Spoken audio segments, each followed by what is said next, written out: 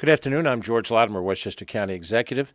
This is Friday, December 4th, and we are having our second COVID update of the week to give you an idea of the status of the coronavirus outbreak here in Westchester County.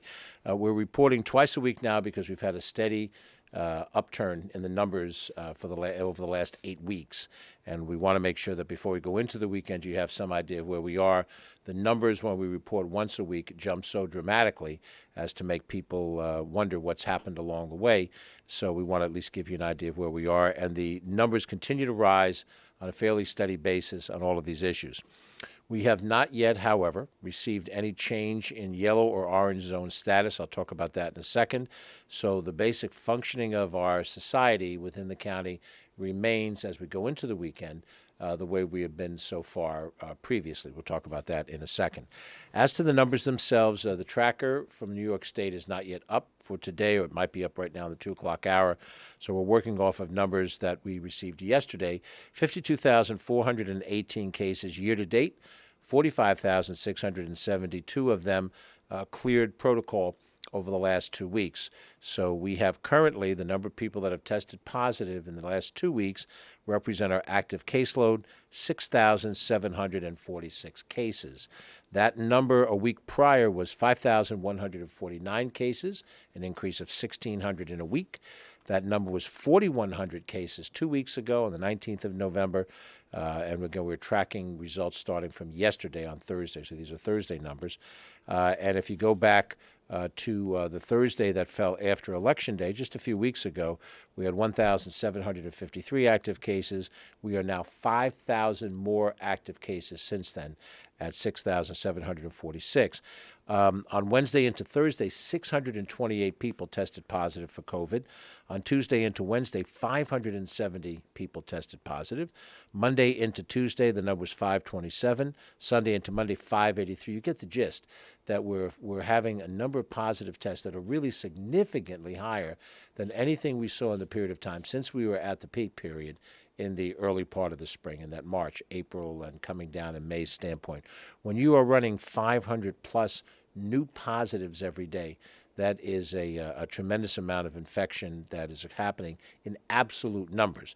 Now, as percentages, we have been generally in the 5% range on these dates. 628 positive infections out of 11,845 is higher than 5%, as is 570 the day before out of 10,852. I know I'm throwing numbers at you, but the bottom line is when you do the division between the number of positives against the total number of tests, those numbers are over 5%, and that percentage is significantly higher than it was back during the summertime when we were give or take 1% in the infection rate. So the infection rate is higher, and because we're testing as many people as we are, quite a lot, we're getting more absolute number of cases. And then it is not illogical to extrapolate.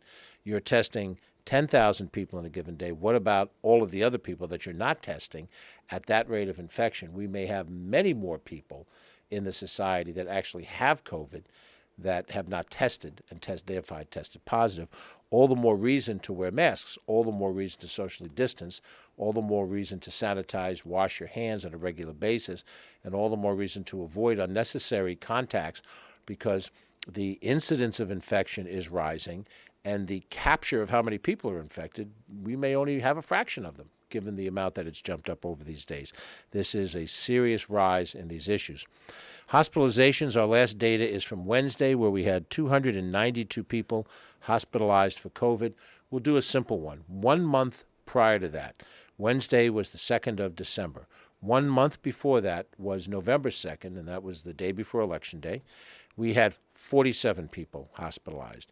From 47 to 292 in the space of a month. Hospitalized. A person's hospitalized is more sick than a person who is just tested positive. People test positive and are asymptomatic.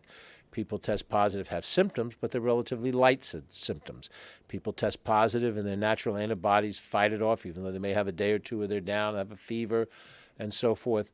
But for the people who are sick to the point where they need to go and become hospitalized, to go from 47 hospitalizations to 292 is a concerning line. So we're just shy of 300.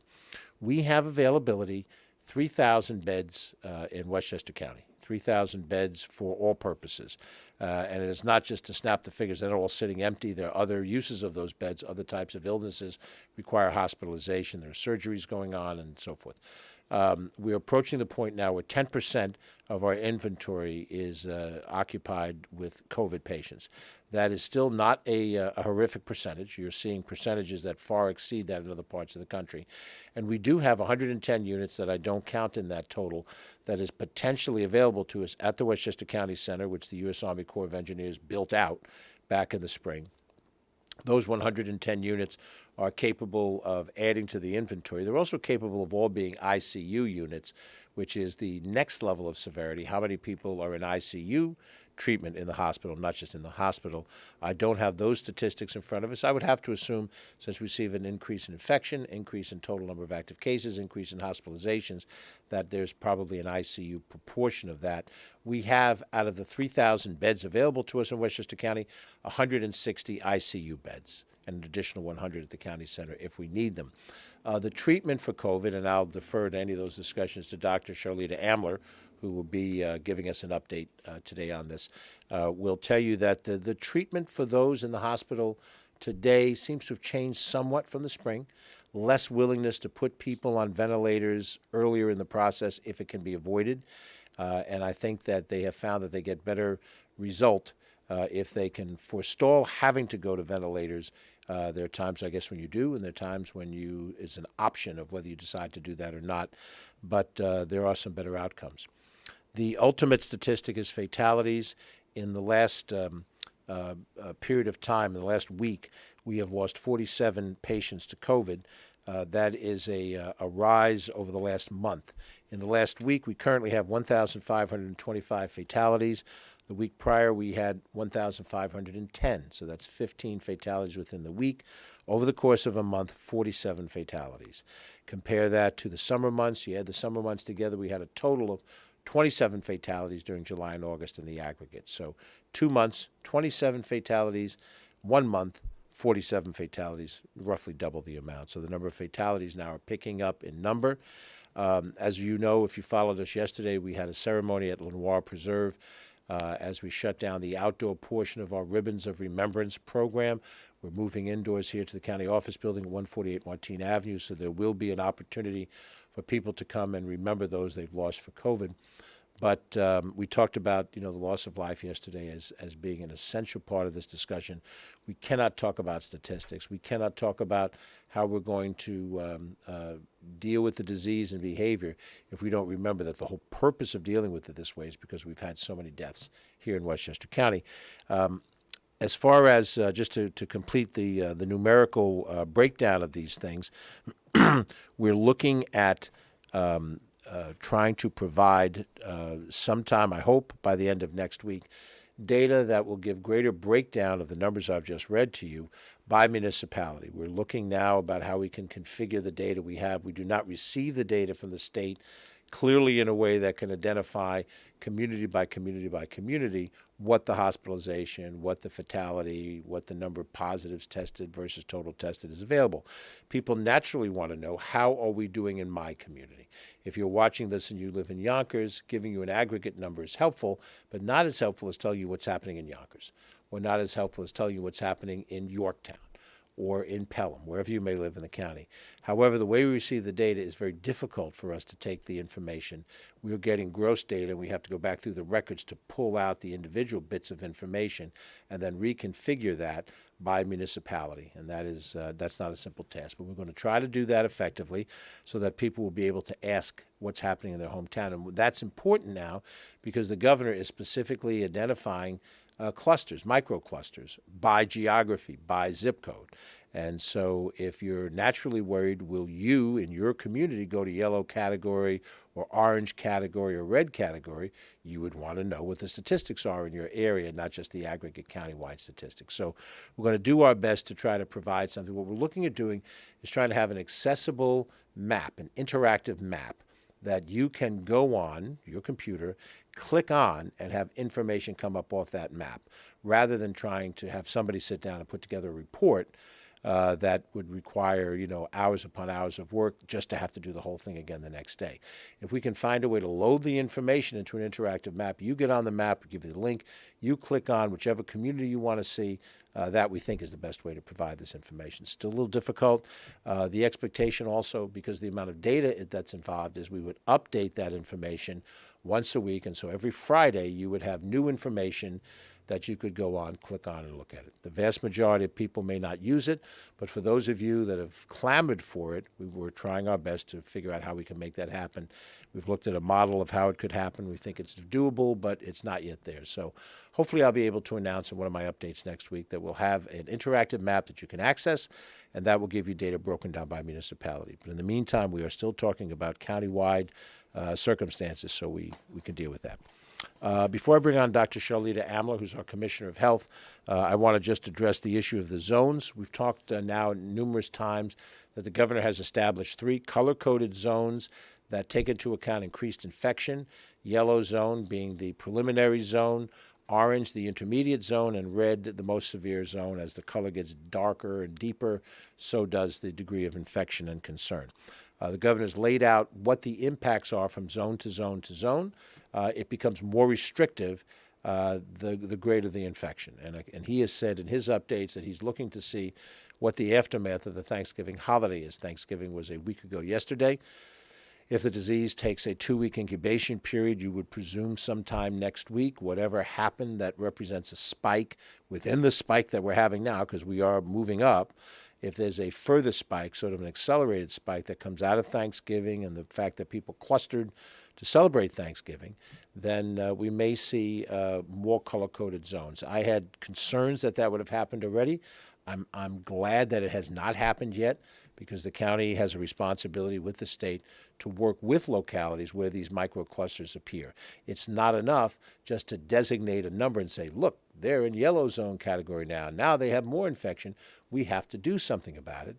And the doing something about it, revolves having really relatively few tools to work with.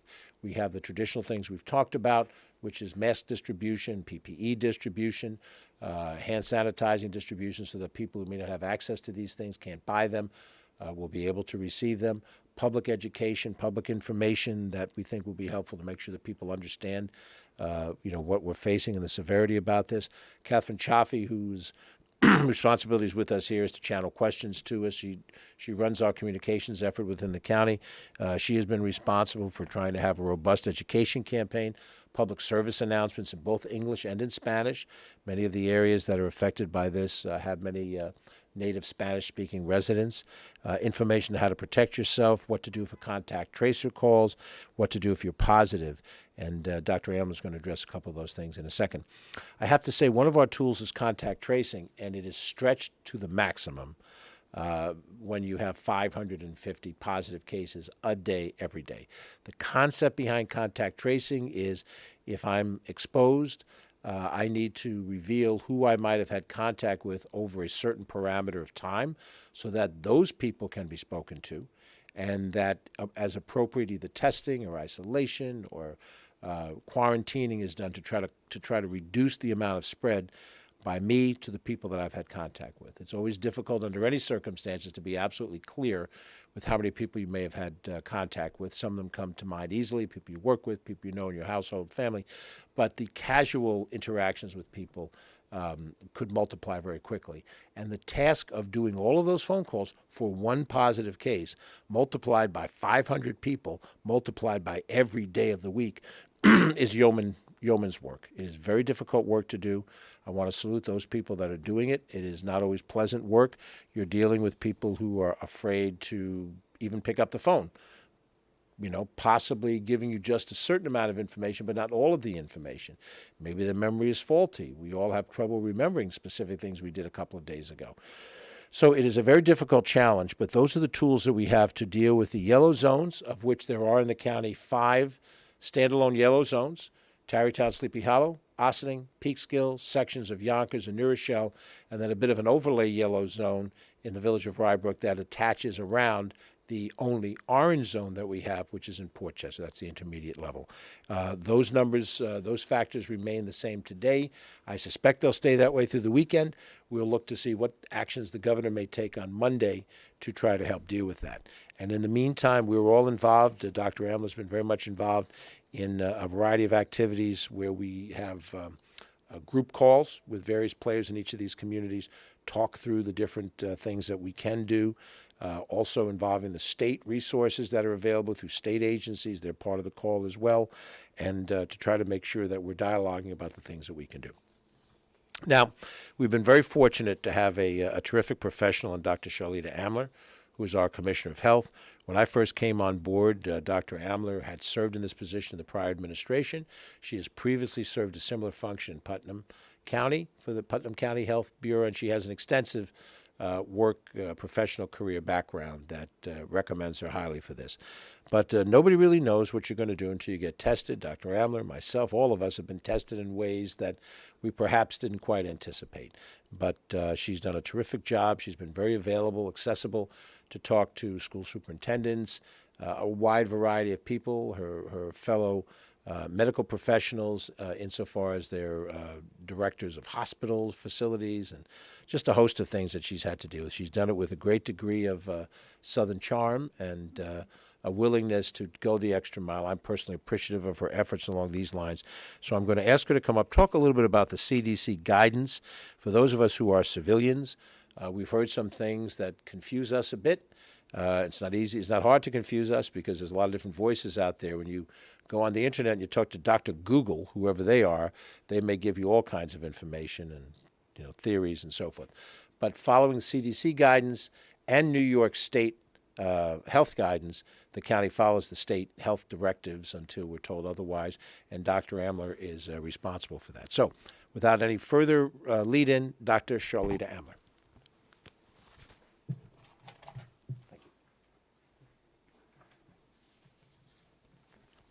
Thank you, County Executive, and good afternoon to everyone.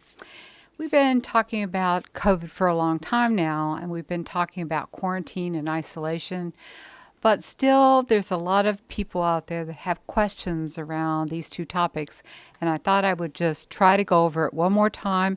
Let's make it as easy for people to understand as possible.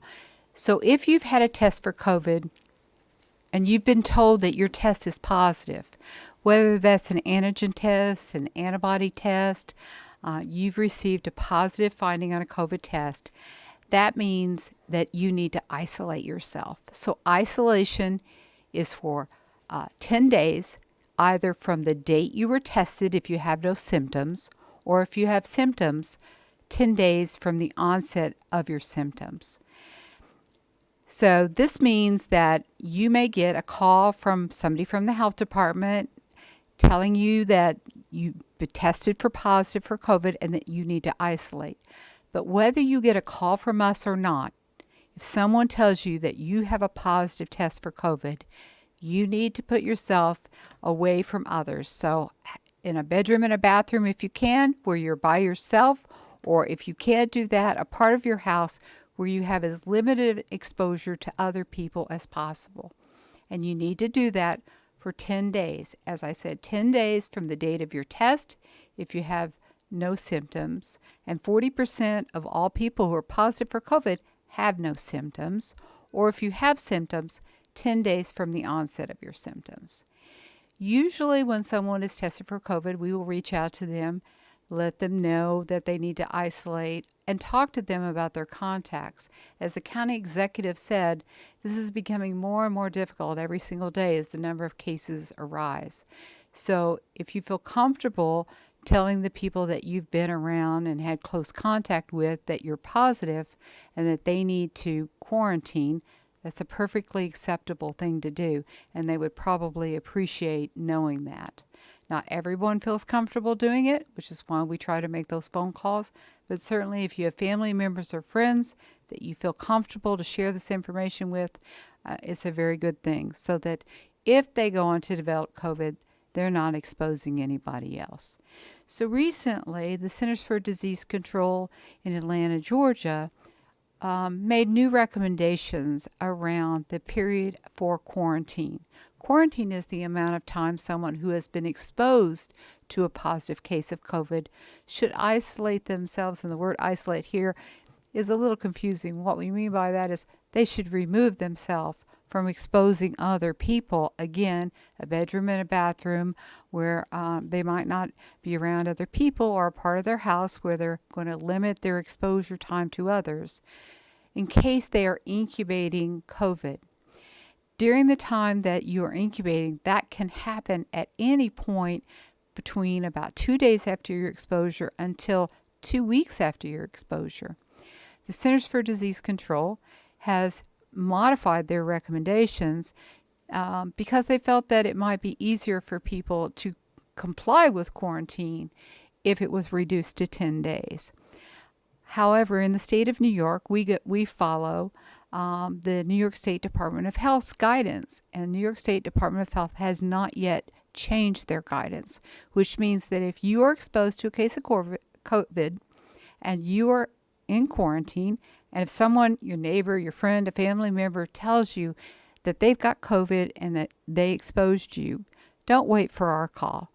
Just try to avoid contact with others for 14 days from the date of the last exposure, not the first exposure, but the last exposure that you had with that person. I know that can sometimes be very, very difficult for people to understand. So if you have any questions, you can check our website. We have a lot of information about this. In addition, if you have tested positive for COVID after your isolation period is over, if you've tested positive, there is no need for further testing.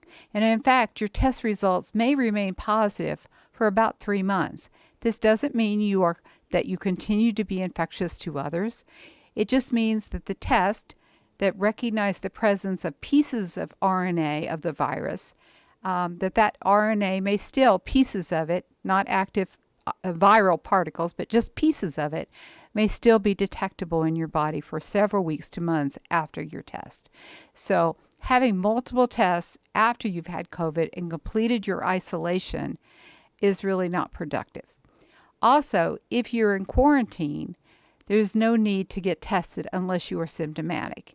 If you're in quarantine and you get a test and that test says negative, it will not release you from quarantine. You are in quarantine until the 14 days are completed. And at any point in that time, your test could become positive, but we can't really predict at what point it will.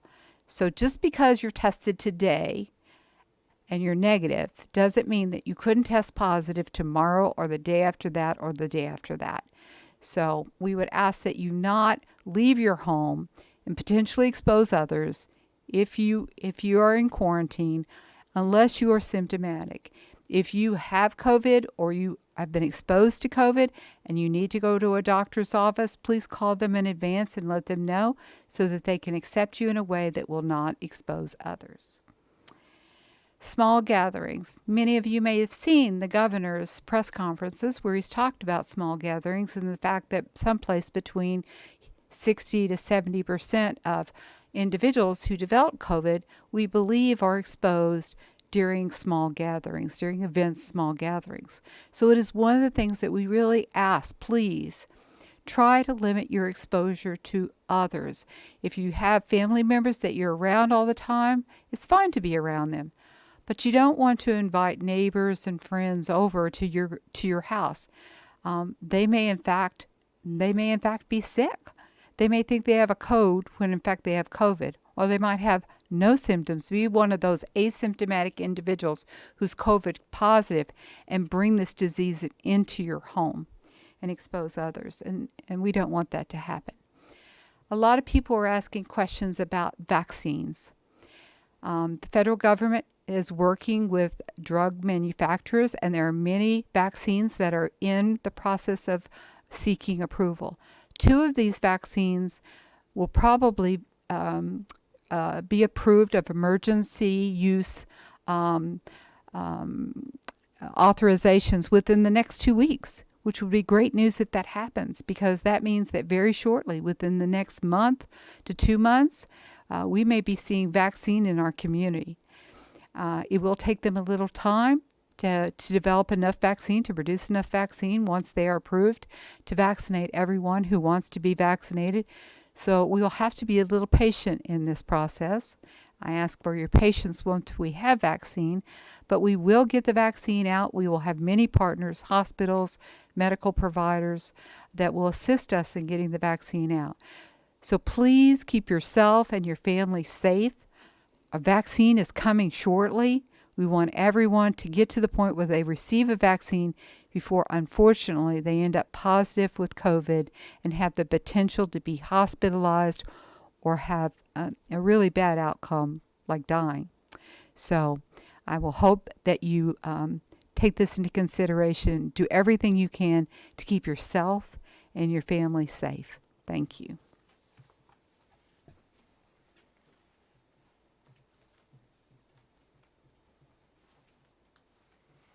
Thank you very much, Dr. Amler. We appreciate it. And when we open it up to questions from the press, we'll see what questions we get, and we may ask you to come back up to the microphone to handle some of those questions. With all of the update we've given now over the last half hour, I just want to touch on a couple of issues that don't directly relate to COVID, but they are things to know here in Westchester County. As we approach the weekend, we are not, at this point, in a stay-at-home order enforced. So we do have some recreational options which are safe and appropriate. You don't risk your health by being involved in these.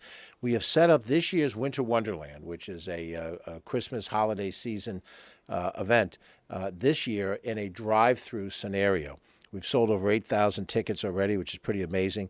It's open from Tuesday through Sunday, so for our purpose, it's open today, tomorrow, and Sunday, and it closes on Christmas Eve and Christmas Day, and then it closes for keeps in the new year.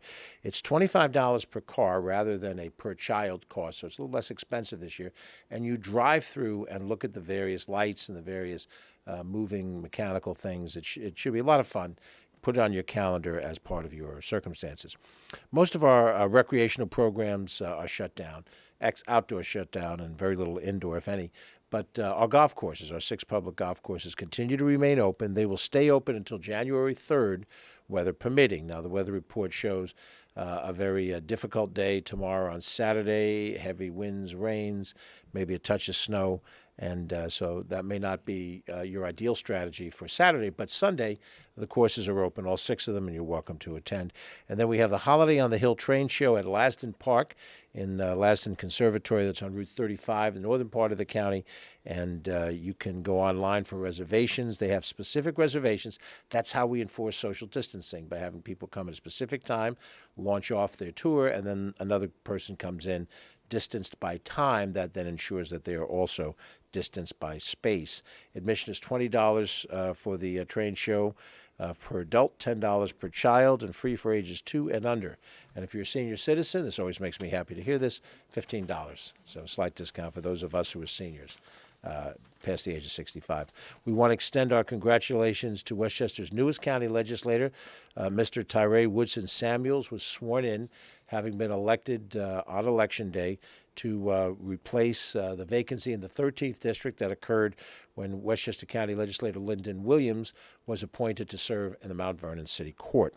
Our new legislator, Mr. Woodson Samuels, has served previously on behalf of Congressman Elliot Engel as a Deputy Director of Constituent Services. He was elected again on Election Day unopposed, and so he will serve out the balance of the unexpired term, which will expire a year from now, December 31st, 2021. Next year, in the election of 2021, all county legislative seats, county executive, county clerk seats will all be open to the voters. What's also interesting about Tyree, he's been a friend, I've known him for a number of years, he is the 3rd youngest county legislator in our history at age 28, and he's the youngest to take office since 1984. So we wish him good wishes in representing a section of the city of Mount Vernon in the Westchester County Legislature. We now have our 17 legislators back, a full number, and just in time for them to work on the county budget.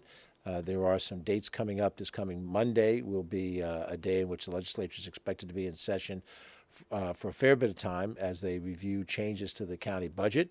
They've had the budget now since November 10th, almost a month, not quite. and we're expecting some action to come on Monday, and then the following Monday, which would be December, 14th, would be the day that they're scheduled to close out the budget, and now legislator Woodson Samuels will be part of that group. But back to the COVID situation, we'll open it up for any questions. Catherine Chaffee is with us here. Do we have any questions from our friends in the press? We do. We have one question from Nikita at News 12. Over the course of the pandemic, we've talked a lot about first responders in terms of nurses and healthcare workers. But how are EMTs handling the second surge? There are a limited amount of ambulances in Westchester. Could this be a concern or anything else related? That's from Nikita Ramos from News 12. We are concerned, with the rise in cases with the staffing that we have in every area. Our nurses, our doctors, and our EMS, EMT individuals are certainly part of that mix. They provide the emergency conveyance services when someone is ill at the home and has to be brought to a hospital. It has to be done in as COVID-free an environment as is possible, and sometimes that's not always possible depending on the circumstances of how the person who is at home has been taken ill. At the moment, we are not in a crisis situation, but we're concerned for EMTs as well as all of our first responders. That includes police, fire, and so forth, because we do know that if the infection numbers rise, the more people we have in the hospital, the more stressed the system becomes, the more trained human beings we need to do certain functions. And as we saw back in the spring when we had an excessive number of cases hospitalized, excessive number of cases of fatalities, we don't have as many people to handle that volume of concern as we do under normal circumstances. So we're concerned. We haven't reached a point yet, Nikita, of crisis, and we're monitoring it. The big problem we worry about now is that when we hit the crisis back in the spring, the New York metropolitan area was sort of uniquely affected by it in a way that other parts of the country weren't, and we were able to get people from other parts of the country to fly into New York to give us a helping hand. That is hard to do now because coronavirus has spread to every corner of the country, and you can't spare any medical professionals from other parts of the country when they're needed in their own backyard.